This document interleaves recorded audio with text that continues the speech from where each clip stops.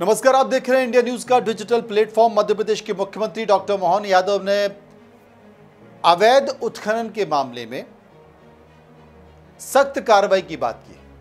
उन्होंने कहा कि अवैध उत्खनन रुकना चाहिए और इसे लेकर कि कैसे जांच की जाए, कैसे चिन्हित किया जाए, इसे लेकर उन्होंने एक नई स्कीम लाई है। वो है एआई आधारित चेक गेट से अवैध परिवहन को रोका जाएगा। अब कैसे रोका जाएगा मैं आपको बता देता हूं कि इसकी व्यवस्था कैसे होगी। दिसंबर में ये शुरू हो जाएगा और ई चेक गेट पर वेरीफोकल कैमरे लगेंगे। इसके साथ साथ RFID लीडर होंगे, ऑटोमेटिक जो नंबर प्लेट होती है उनके रीडर होंगे, यानी कि आप ऑटोमेटिकली पता कर लेंगे कि कौन सी गाड़ी जा रही है, उसकी लोकेशन क्या है, उसकी क्या स्थिति थी, उसका गेट पास क्या था और इसका नंबर क्या है। यानी कि रॉयल्टी पर या गेट पास पे वो नंबर डला है तो ये गाड़ी जा कर रही है। और जो अवैध उत्खनन जहाँ से हो रहा है, जहाँ से नहीं होना चाहिए, जहाँ से वैध उत्खनन हो रहा है वहाँ से होना चाहिए, तो इस तरह की एक व्यवस्था बनाने की कोशिश की गई है। 4 जगहों पर एक तरह से मॉडल के तौर पर फिलहाल इसे चालू कर दिया गया। ये व्यवस्था चल रही है, लेकिन सबसे बड़ा सवाल है कि क्या मध्य प्रदेश में अवैध उत्खनन रुक पाएगा। मुख्यमंत्री डॉक्टर मोहन यादव की मंशा है, लेकिन व्यवस्था में तो वही लोग लगे हुए हैं और व्यवस्था में लगे हुए लोग क्या इस तरह की व्यवस्था के बावजूद भी भ्रष्टाचार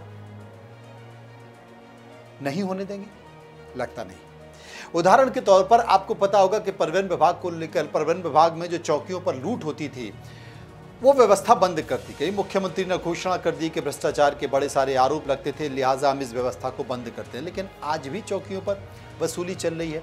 यदा कदा वो वीडियो, यदा कदा वो चीज़ें, क्योंकि मुंह से खून लगा हुआ है तो वो खून जाएगा कहाँ से, इस तरह की चीज़ें निकल कर आती हैं। और अभी उदाहरण के तौर पर कुछ घंटे पुरानी बात है, छतरपुर और महुआ के बॉर्डर पर 400 पेटी विदेशी शराब पकड़ी गई, पकड़ लिया है। परिवहन विभाग के अधिकारियों की मिली भगत से ये उत्तर प्रदेश में जा रही थी। वहां तो व्यवस्था एकदम टाइट है, फिर ये कैसे जा रही थी? सबसे बड़ी बात है कि मध्य प्रदेश के मुख्यमंत्री मोहन यादव ये प्रयास कर रहे हैं कि भ्रष्टाचार पर जीरो टॉलरेंस बनाया जाए। मध्य प्रदेश के नए मुख्य सचिव अनुराग जैन भी यही कोशिश कर रहे हैं, लेकिन व्यवस्था वही है। 18 साल से जो व्यवस्था में बैठे लोग हैं उनके मुंह से खून लगा हुआ है। इतनी जल्दी वो खून नहीं जाएगा। आप कितनी भी एआई आधारित व्यवस्था ले आइए, आपको सबसे पहले उस व्यवस्था में बैठे वाले लोगों की मानसिकता को बदलना होगा। दूसरा, उन पदों पर आप आईएएस को हटा देंगे, आईपीएस को हटा देंगे, लेकिन नीचे की व्यवस्था में सालों से बैठे लोग हैं, उनकी मानसिकता को बदलना होगा। और उनकी मानसिकता 2 ही तरीके से बदली जाती है, या तो बहुत प्यार से या फिर डंडे से। आप कहीं भी चले जाइए, आप कलेक्ट्रेट में चले जाइए, बिना पैसे दिए आपका नामांतरण नहीं होता।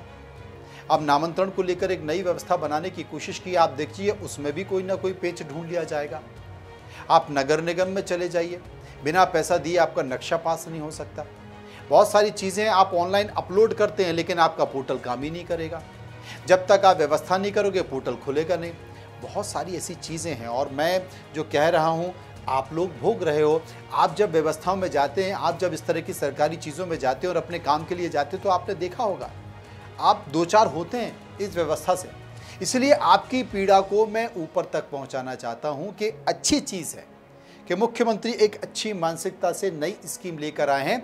हम सबको इसका स्वागत करना चाहिए, लेकिन जो पुरानी मानसिकता में बैठे लोग हैं, एक बार उनकी मानसिकता को ठीक करने की ज़रूरत है, क्योंकि भय बिन होत ना प्रीत। फिलहाल इतना ही। नमस्कार।